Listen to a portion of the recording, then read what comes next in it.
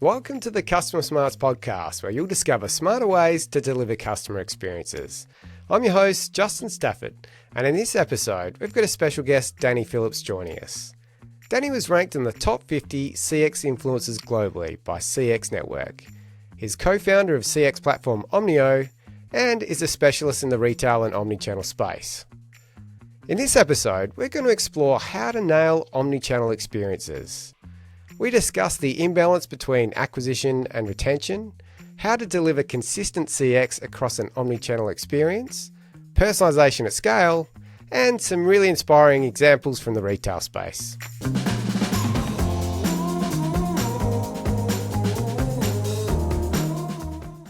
Welcome, Danny. Thanks for coming on the podcast. Thanks for having me, Justin.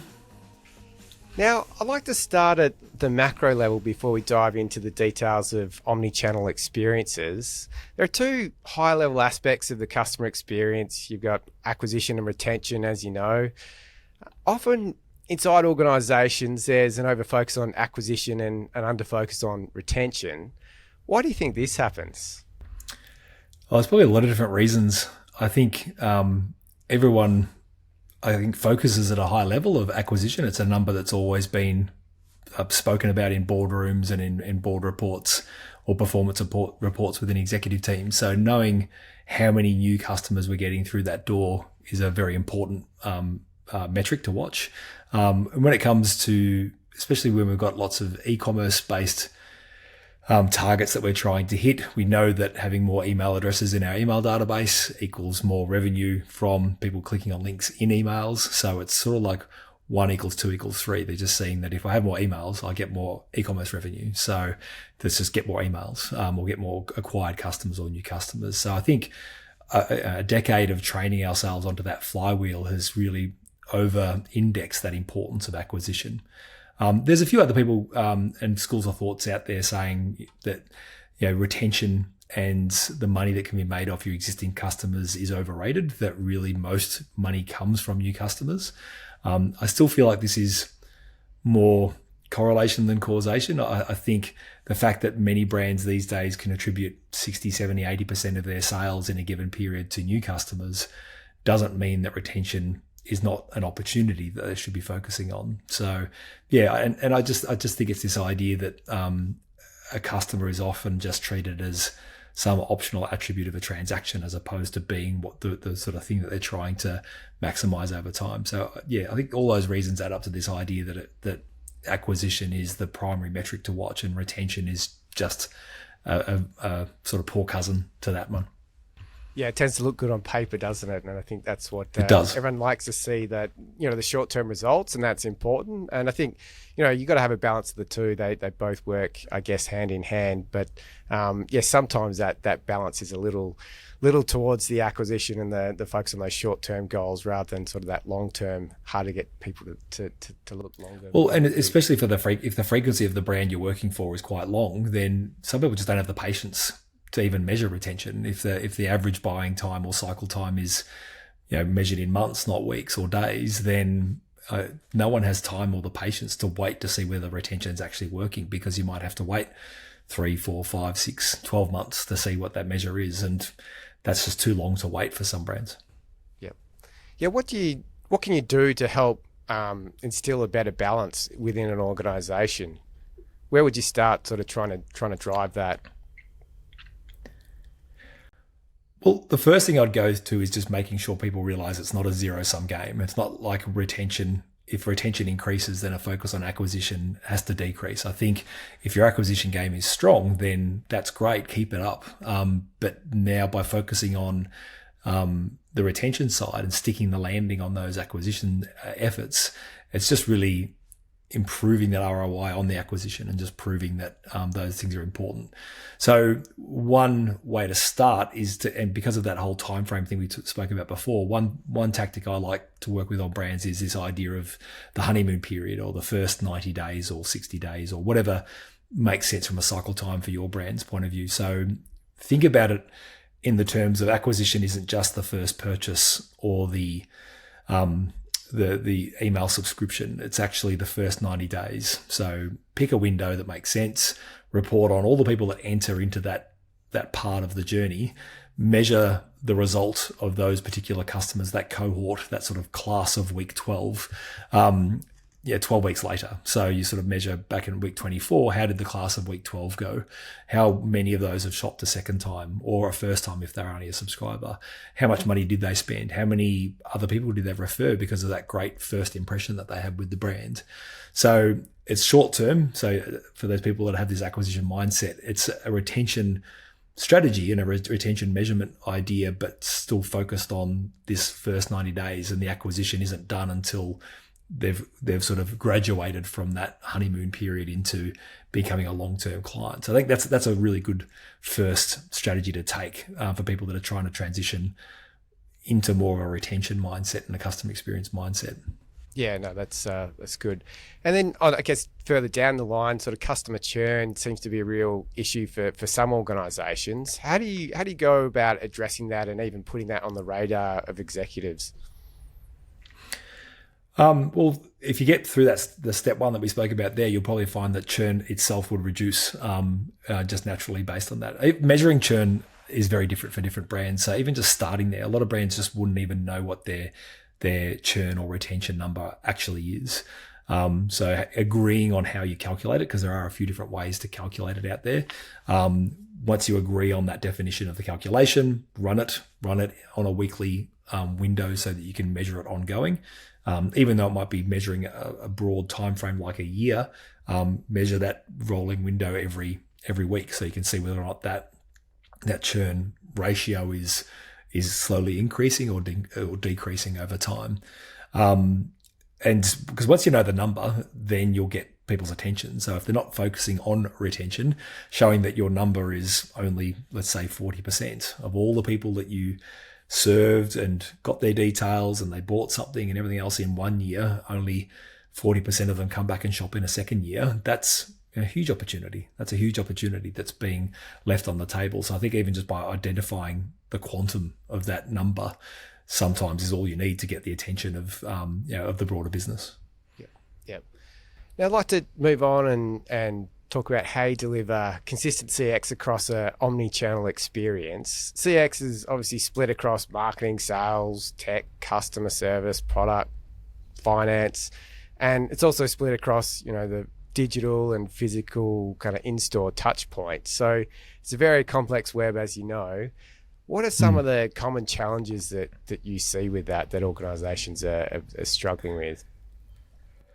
I think it comes down to some principles. I think once you can get some principles in place, the solutions become a little bit easier. What I find most brands do, because this is what brands are designed to do, is they focus on their product, their channels, their market, their stores, their merchandising, and all that's done without a customer. Maybe there's a customer in mind, but it's more of a capital C customer, like just the archetype of the person, not an individual.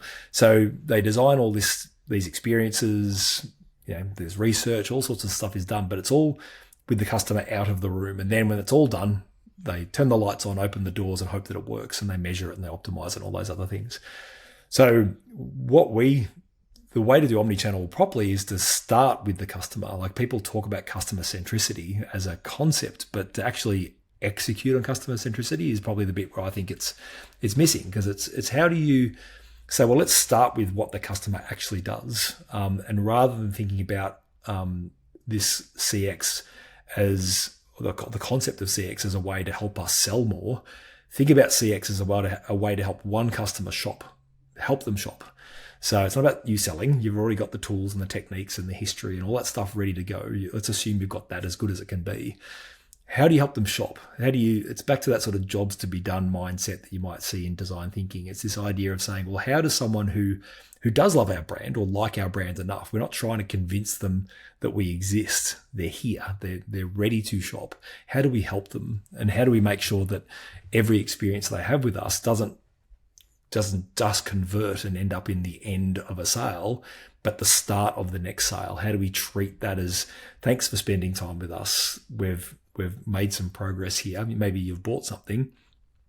As you walk away, we are confident that we've increased the chances of you shopping with us again because of the work that we've done together between brand and consumer. And And even if you don't shop, how do you make sure that's still the truth as well? So we'll probably get into that in a bit more detail later, but it's that sort of thinking. And when you describe it that way, you'll notice it doesn't matter whether I'm talking about online or in store or merch or product or promotional or anything. It's got nothing to do with how you want to sell. It's got everything to do with how I want to shop and why I want to shop.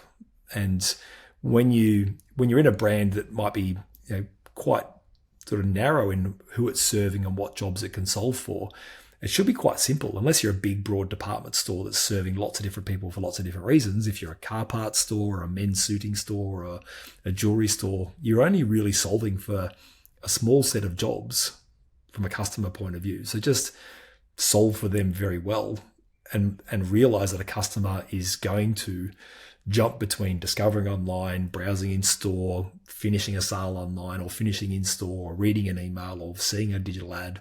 And there's no way you can generalize that journey. It's going to be infinitely complex.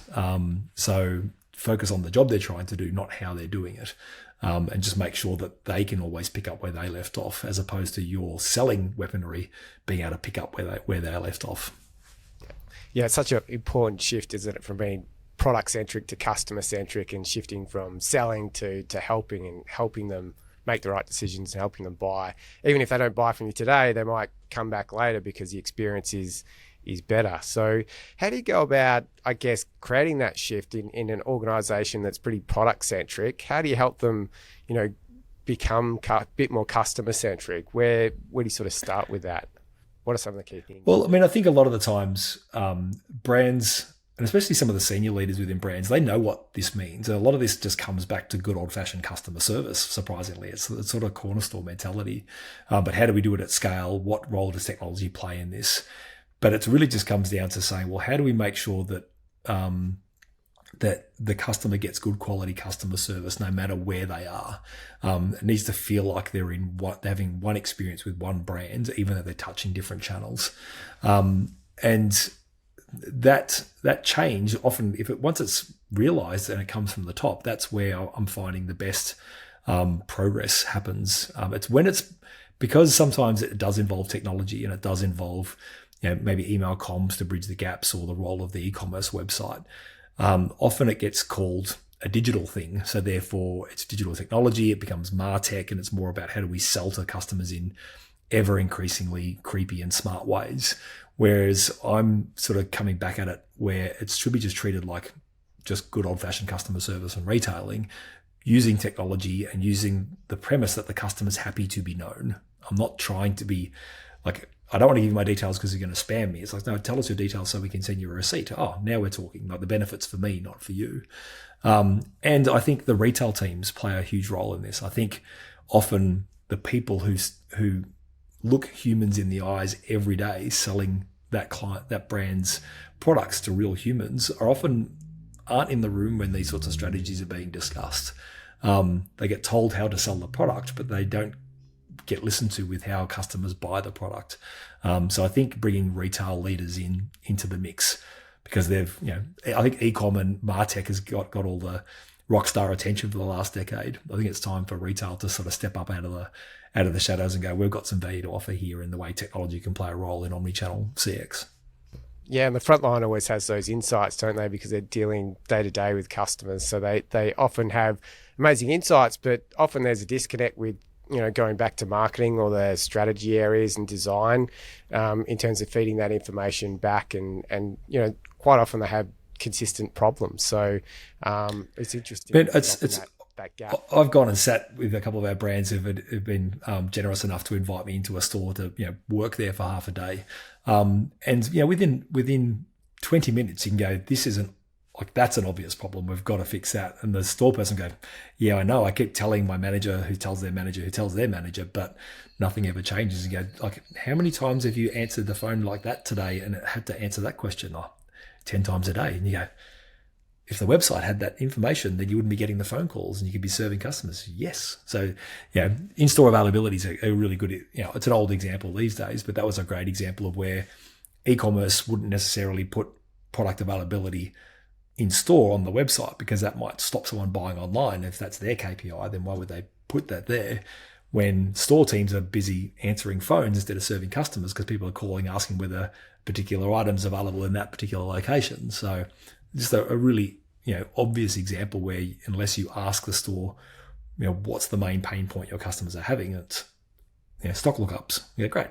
There we go. There's a big opportunity that you can, and often I find that good CX initiatives are discovered in the gaps between those channels, because they don't neatly fit into one department's remit. That's usually where the biggest sort of CX opportunities are sort of lying in plain sight.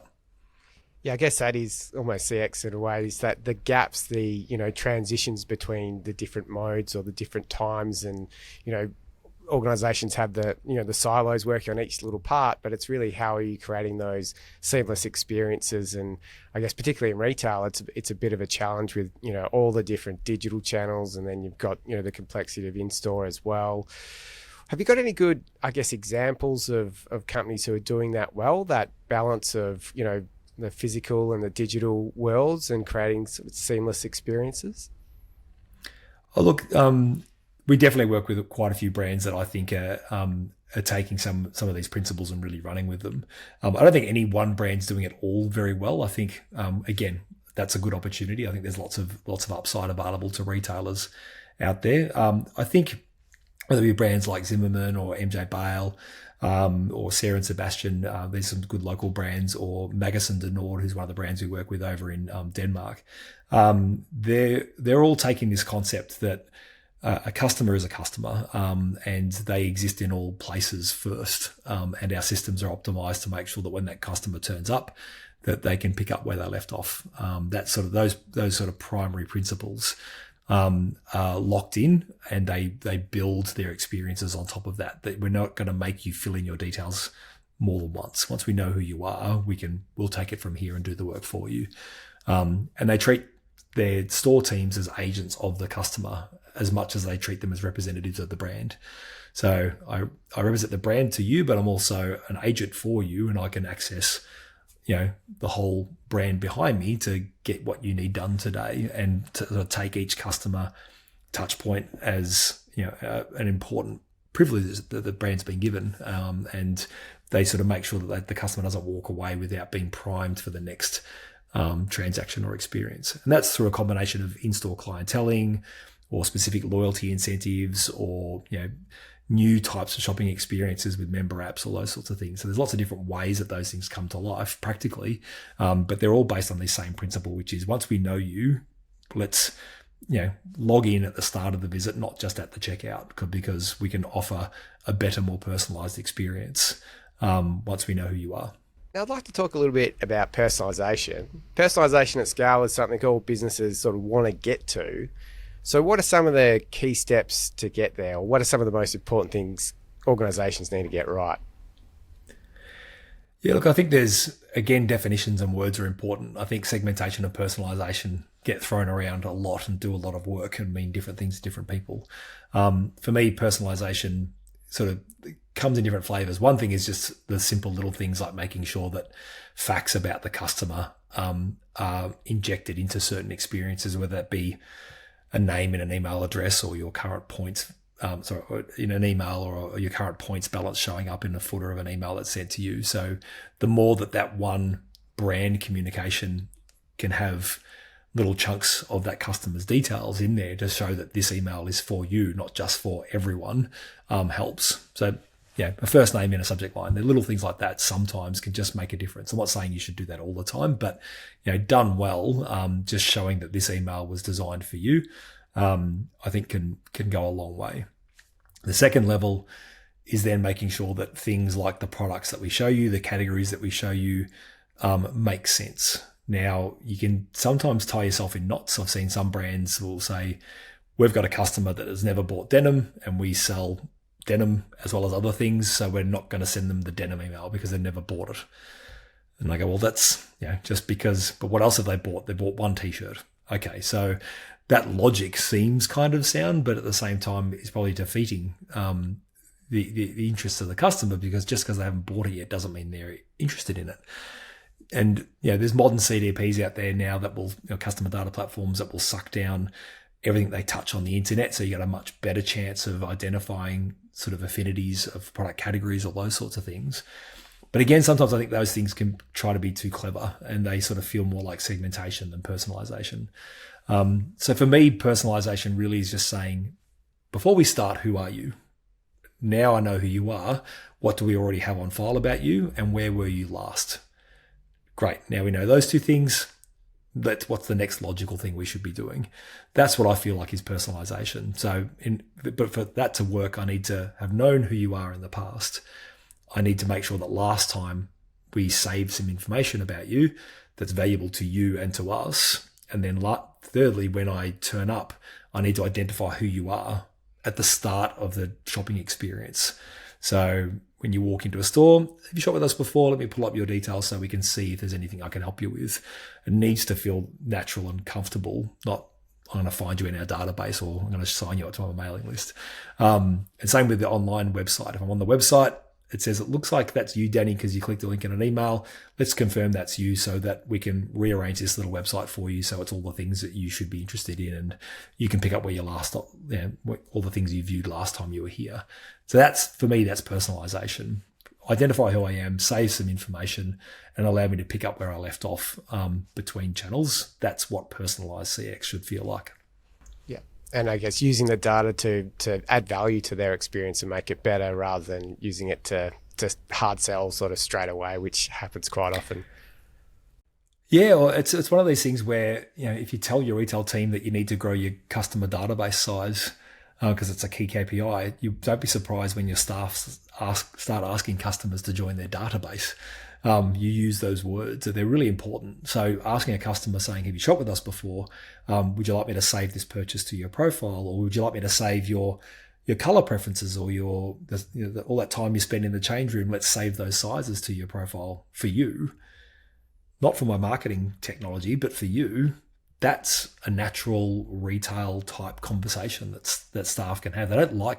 Staff don't like joining people up to databases. That's it's grotty doing that. But saving your profile or texting you an e-receipt, it's useful to me as a customer. So make it about utility rather than data, and I think you'll do well. Yeah, I think that's a key point. Make it about utility. I mean, I think we've all been burnt many times over by handing over our email address and then getting spammed with 53 emails from, company X in a couple of weeks. So, really having that utility and value is a way to stand out, but it's so important these days. Well, we've got some brands that have, that spent a lot of time subscribing up customers. And they use them, they do send a lot of emails to those customers. So a lot of them do unsubscribe, but a lot of them also still shop. So we might find that in a particular recent period that a good portion of the people who actively shopped last week are also actively unsubscribed because the marketing department was probably being a little bit too overzealous with this privilege that they were given in this contact information. Doesn't mean the customer doesn't want to be known to the brand. They'll keep saying their name in store. They'll keep saving their purchase information. They'll probably keep getting e-receipts. They've just opted out of the marketing, bucket, and that's okay. I think some people go, well, the email subscriber database is the database. If they're opted out, then throw them in the bin. I can't drive their sales, but you can still help them shop. That's the sort of difference that we want to think about.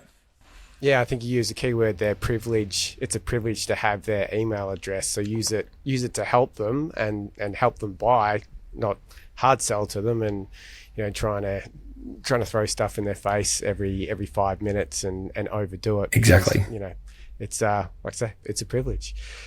So yeah, but I think trading, when you think about comms preferences too, there's probably a sidebar here, but just speaking about comms preferences, thinking about what it means to opt in, opt out, opt down, thinking about SMS versus email, like it's probably a whole nother half an hour we could speak about it. But I think sometimes brands think too binary around opt in, opt out. I think there's a lot of opportunity in thinking more deeply about what it means to have a contactable customer. So maybe if anyone's interested in exploring that, maybe that's a topic for another podcast. Yeah, for sure. And do you have any really good examples of personalization, some that you might be able to speak to that you've worked on with organizations? Well, look, some of the brands that we're working with are starting to think more deeply around customers' interaction with products. So at the moment, most brands, I have a customer, we sell some products. All we have is generally the products the customers bought. Anything they haven't bought doesn't exist.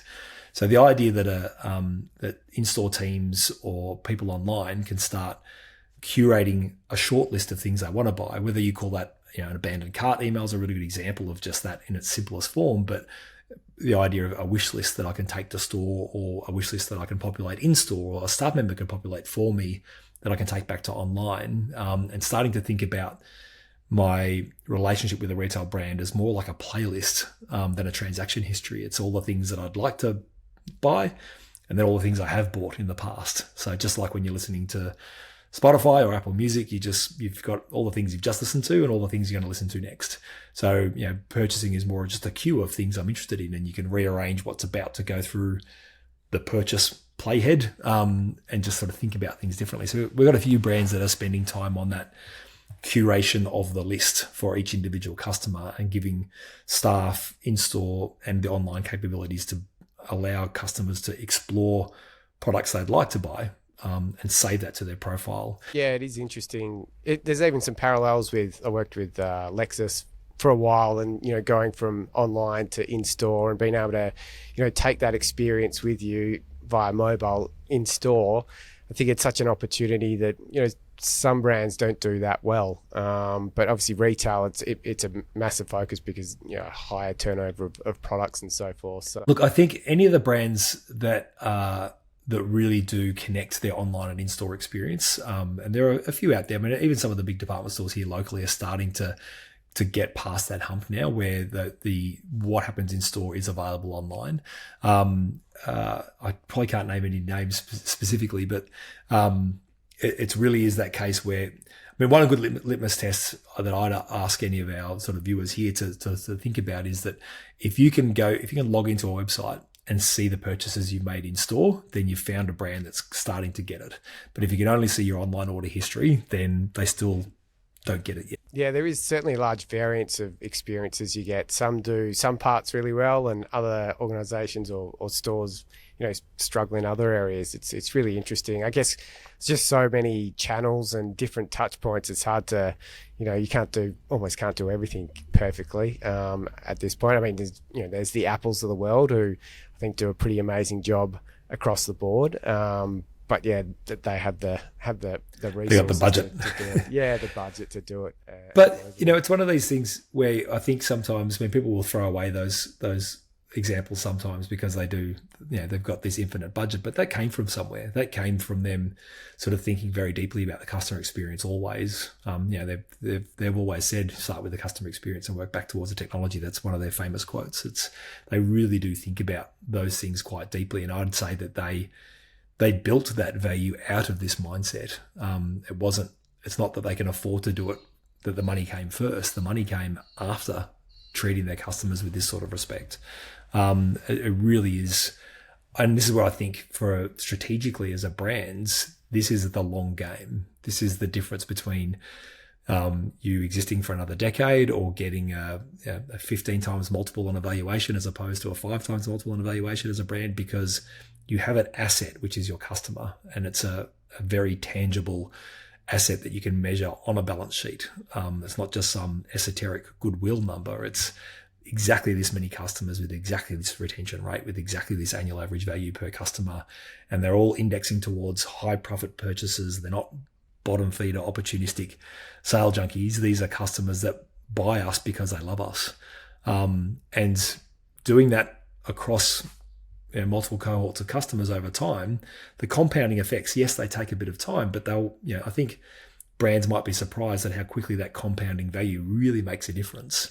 And brands that were set up well going into COVID, for example, use that defensive asset of customers that trusted the brand because of the experience they gave them, that kept them afloat during those sort of turbulent times. So yeah, I just think as a brand, whether you can afford to prioritize this sort of stuff at the moment, my argument is I don't think you can afford not to, because the payback will come probably quicker than you think. Not this week, but it will be this year, and it's compounding. Like the effect is compounding, and that's the difference. Whereas all other tactics sometimes money in, money out, but go to sleep, start again, put more money in to get the same money out again. Whereas, investment in CX and known customer and retention is a compounding exercise. So I'd like to talk about Omnio, the CX platform you co-founded. What problems did you identify, originally that you're trying to solve with Omnio? Yeah, it's interesting. I mean, I think based on all the things we just talked about, there's probably no surprises that a lot of those things are in the same theme as what we saw. We originally built it as a loyalty platform, so we were just trying to build a better points and rewards engine for a couple of brands that we were working with as part of my agency that we worked with as well. We had a digital agency that was doing e-commerce and comms work.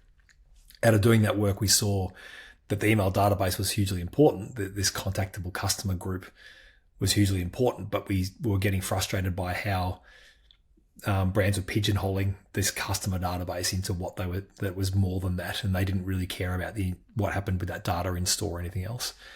And then with the rewards and incentives, it felt like when we were working with brands on rolling out those rewards, they were kind of like a bribe to get the email address. And fast forward a few years and you see these bloody subscriber pop-ups on every website you go to. Some websites I go to when I'm trying to create an account, the subscriber pop-up happens on the account page. It's like, oh God. So it was this sort of flippant take on just data acquisition that we didn't like, and the idea that rewards and incentives were a bribe to get some data and it's sort of this cheap data fix. We sort of realized that there was something more to it. So we ended up building this sort of clienteling and customer data management layer and a set of experiences for customers and staff on top of what was essentially just a loyalty program and a customer data platform. Because we felt like that's where the real value was, that if this data could be made available to the customer themselves, if they were the primary beneficiary of this data, and if they were willing participants in giving it to us, not because of a bribe of a discount, but because it helped them shop. That was the trick. So we felt like that was the missing link here, is that all the MarTech out there was all trying to service the marketing department and the marketing weaponry, and wasn't really there for the customer. So we remixed some of those concepts and made it so that in our world, even if the only beneficiary of this data and these experiences was the customer, we'd be really happy. And we think that we would generate better retention, incremental revenue, and more loyalty. And loyalty is an outcome as opposed to loyalty as a program. So that's how Omnio was sort of born, in trying to solve for what the customer needed, not what the marketing department needed. Great that it's so customer centric, and it goes back to what we were saying before about, customers will give you their data if they can see the value in it, if they can see they're going to get an experience back or it's going to help them. Do you have some case studies or some examples you can share with us that with organisations who have really used Omnio to some have some great outcomes? Look, it's a mixed bag. I think some brands are focused more on the clienteling experience, so they've really tried to lift their retail game and the capabilities of the retail staff. Others have focused more on the loyalty mechanics and incentives. They wanted to design a unique loyalty program that offered a different set of incentives and capabilities other than just a basic earn and burn points mechanic, or maybe they wanted to introduce gamification or dollar-based rewards or those things. Staying away from sort of price promotion based incentives, which is, we don't generally get involved in those. For others, it's just solving that data unification problem, which is how do we make sure that our point of sale, our e-commerce system, our customer service platform, and our marketing automation platform are all connected to one customer record. Sometimes that alone is valuable enough. Well, unfortunately, it's time to wrap up. It's been so great to chat to you, Danny. You provide some really great insights and a great perspective from all that retail and omni-channel knowledge that you have. So thanks for coming on and joining us. Thanks, Justin. We're always learning new things every day, so we're just got to keep our eyes open and watch the customers. But I really enjoy working in this space and talking about what we've discovered. So thanks for having me on the show. Thanks for tuning in. Some amazing insights from a great CX leader. If you found this insightful, make sure you hit the subscribe or follow button now, as we have some great episodes coming up. And if you have any questions or would like to chat, reach out to us at customersmarts.co. Catch you next time.